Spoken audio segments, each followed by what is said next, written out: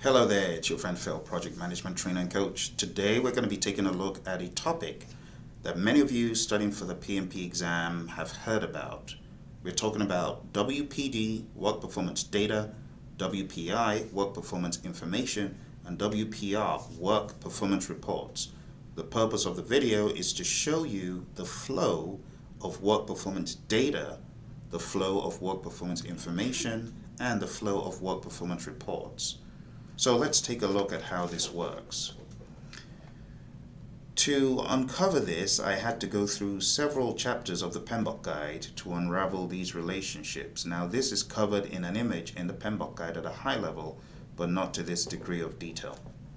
As you can see on the screen, there's a work performance data example. Phil, a resource on this project, is suddenly unavailable for 5 days. That is an example of work performance data. Phil is not available. It's data. Why should I care? I need to further analyze this. Phil is not available. So let's analyze what Phil's unavailability will do to the project. So Phil will not be absent for 5 days. You can look at this as data that needs to be analyzed, and any information found to be useful needs to be included in a report. But let's take a look at this data and how we could analyze it. We could analyze this data of Phil's being absent from various perspectives such as quality, time, cost, and risk, for example. In the area of quality, Phil is a subject matter expert on the Q&A and QC team. He's got vast knowledge of the project, and quality will be severely impacted if he's not available for 5 days. What about in terms of the schedule? There will be a 4 to 8 week schedule delay due to his unavailability because he's a key resource, and this is going to set us back by several weeks. Fair enough. Could be a unique circumstance, who knows? In the area of cost, this will add additional costs and penalties to the project. Why? There's an audit taking place this week, and if he's not available as the expert, all of those questions that those pesky inspectors ask are not going to be answered. I mean, he knows everything about this project. You ever been in a company like that where one person's not being available could throw everything off? If you've never been on such a project, you might be new to project management because those things happen all the time. Only one person knows everything. So I chose this example so that you can see how to analyze this data. It's very simple. Absence on a project is not new, but why should we care? Sometimes it's the person who is removed entirely from the project and everything goes downhill. So in this example, we've analyzed quality, schedule, cost, and also in the area of risk, we could say that there are new risks that we will not achieve our goals as expected. Just a 5-day absence, it could really make everything go downhill and waste several thousands of dollars. So that's the idea behind this. So now that you understand work performance data is a raw observation, it's an observation. It could be there are 50 defects. So what? It has to be analyzed. It could be that our actual cost is $50. It's data. Actual cost $50 is data. You have to analyze this and put it in context. Okay? So let's take a look at the flow. Now you understand what work performance data is, and you understand that we need to analyze it in this fashion. And I've shown you an example of how it's analyzed. The next thing will be taking this newly analyzed data, which now has become work performance information because we have analyzed it. We now take that information and include it in relevant reports and distribute it to the relevant audiences. Not everyone needs every bit of information. So it's up to the project manager and the team to carefully select which pieces of information make their way into which report. And that's what we're going to be looking at next.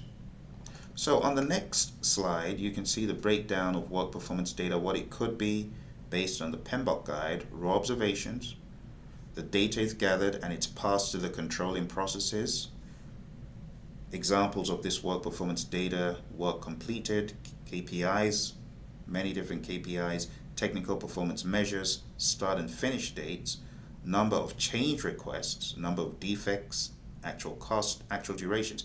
These are all examples of WPD. So this WPD, this work performance data, we're going to take this data and we're going to send it into the monitoring and controlling processes, and then it becomes work performance information after being analyzed. And then we take this information and we compile it into work performance reports. So work performance data is an output of only direct and managed project work, and it's an input to monitoring and controlling processes outside of integration. So everything under perform integrated change control all the way down to monitor stakeholder engagement will receive work performance data. The data will be processed as relevant. From those processes we get work performance information. It reads, work performance information is an output from monitoring and controlling processes outside the integration knowledge area. WPI is an input to the monitor and control project work process only. And I'm going to be showing you that as well. And then monitor and control project work will give you an output, work performance reports. And that's the sequence of events. So let's take a look at this in greater detail. So the journey starts from direct and manage project work. Direct and manage project work is the process that will output work performance data. So we can imagine an arrow coming from direct and manage project work, giving you work performance data, and then going to these processes that you can see here. So let's take a look at these processes very carefully. So looking down at these processes down here, you can see it starts off with your validate scope, control scope, going all the way down there. There are several processes to be considered. The monitoring processes at the bottom as well. Monitor communications, monitor risks, monitor stakeholder engagement. Everything in monitoring and controlling outside of integration is to be included in this dialogue. So WPD goes to these places. You count them carefully, you see that there are 10 processes. It excludes the ones in integration. Don't forget that. Now from these processes, we're going to analyze this WPD, and then we get WPI. Okay? So our work performance information comes out of these processes, and it goes into one place and one place only. One process and one process only. And that is monitor and control project work. So monitor and control project work is responsible for compiling all of this WPI into a WPR. So we've got an arrow coming from monitor and control project work going to work performance reports, and then those work performance reports coming out of monitor and control project work go to a number of places. As you can see right down there below, we've got perform integrated change control, where we need to review these reports before deciding upon change requests. We've got manage team, and we need to know about these reports so we are aware of how the team is performing.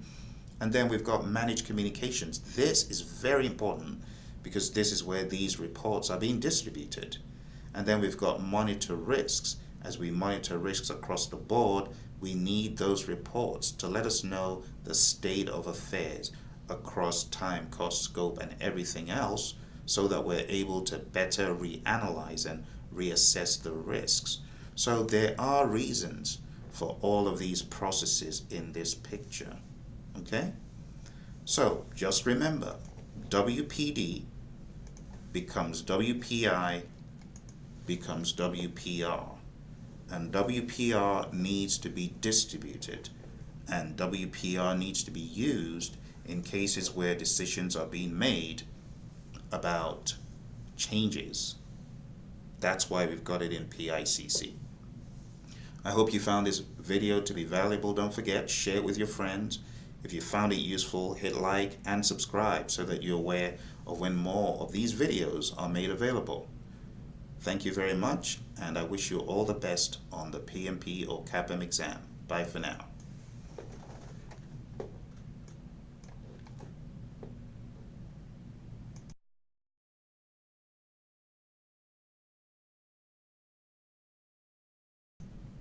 Hey, we're done. See you later.